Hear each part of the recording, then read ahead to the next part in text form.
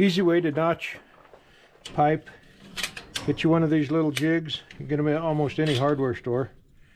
And I've seen them all the way up to 6-inch. This is 2 3/8 or 2-inch plumber oil fields 2 3/8. It's actually 2 3/8 drill stem. So I use the flat end and I use it for like a wraparound, so I get a straight line. And then I use this clamp center and I roll it over, and I use the other center to mark halves of the pipe. Okay. This piece of pipe's 31 feet long and it's got a little waller in it. That's why it wants to flip. Now I take a piece of angle iron and I make me a straight mark. And I'll see if I can roll it up on that other side. Do the same thing.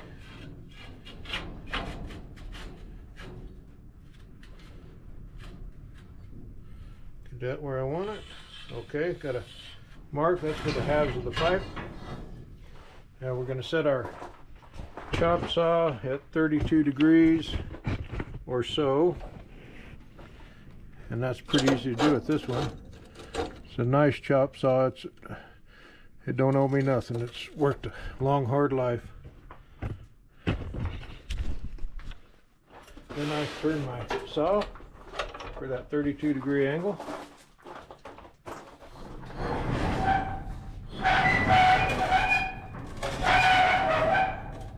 Okay.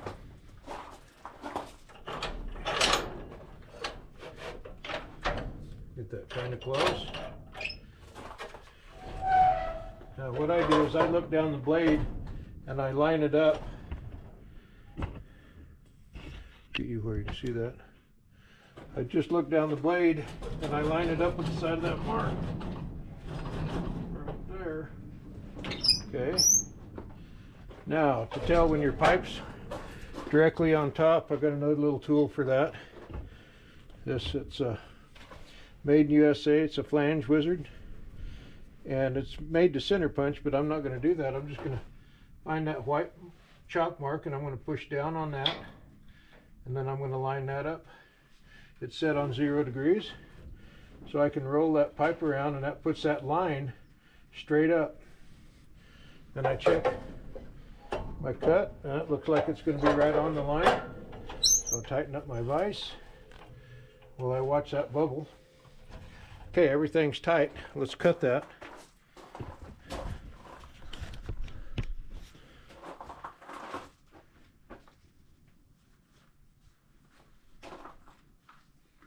Here plugs in.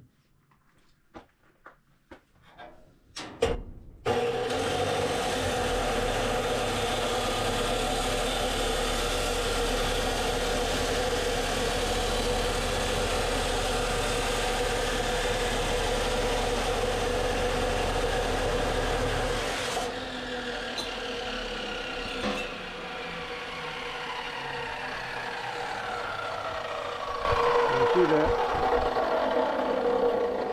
Right to the edge of that mark. It's pretty close. So now I roll the pipe 180. Okay. And I look at that, line that up. That looks pretty good. I check my little flange wizard.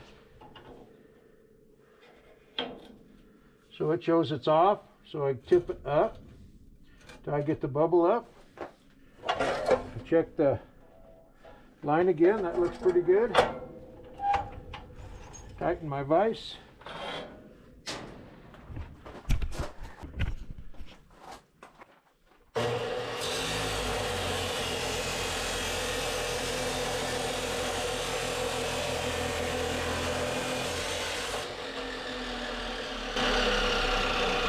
Okay. There's your saddle. The welding's cleaned up and a little grinding.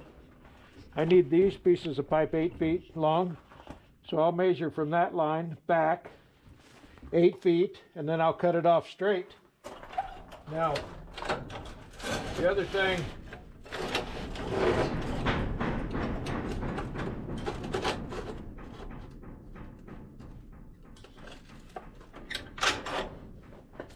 if you're cutting 2 saddles on 2-inch pipe, if you put 2 marks about 1 3/4 apart, you can make one cut, clip it, and make the other cut, and then you have another cut on the other piece of your pipe already done with the same mark. It's about, at 32 degrees, it's about 1 3/4 inches.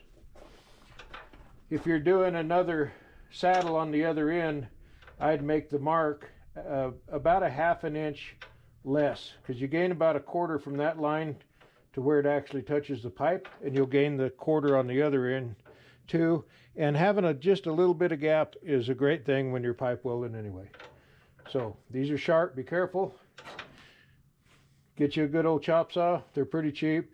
This is a Forney wheel I bought at Ace Hardware, and it actually cuts better than a lot of the more expensive wheels as far as getting through the steel.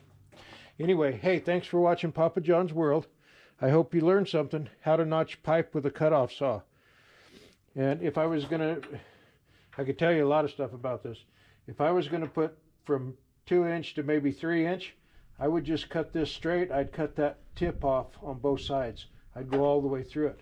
And it'd fit a bigger radius pipe really nice. And if you're going to do a little smaller pipe, you can do a little bit more radius. But anyway, trial and error, you'll get it figured out if you want to do it. It saves a lot of time over a torch and a grinder. Okay, here's the start of the bucking rack. We got 2 7/8 pipe here, 2 3/8 pipe here. All these saddles were cut with a demo saw, and it was to get the length and also a 1/4 twist. So this one's saddled this way, and you can see the top one saddled the other way. So pretty unique to do with the demo saw, but works out really well, thanks to one of my viewers.